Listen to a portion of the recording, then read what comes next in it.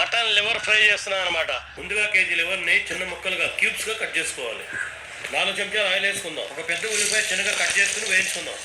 2 పచ్చిమిర్చి కాస్త కరివేపాకు వేసుకుని బాగా కలుపుకుందాం.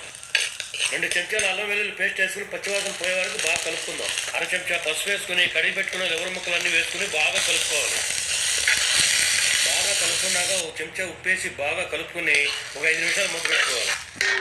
5 నిమిషాలు అయిపోయిందండి. మళ్ళీ ఒకసారి బాగా కలిపేసుకుని 1 చెంచా ధనియాల పొడి, సగం చెంచా జీలకర్ర పొడి, సగం చెంచా మిరియాల పొడి, 1 చెంచాన్నర కారం ఇదంతా కలిపేసుకుని ఒక 1/2 లీటర్ నీళ్ళు పోసుకుని బాగా కలుపుకుని మూత పెట్టుకుని ఒక 10 నిమిషాలు ఉడకనిస్తే మన లివర్ ఫ్రై అయిపోయినట్టే.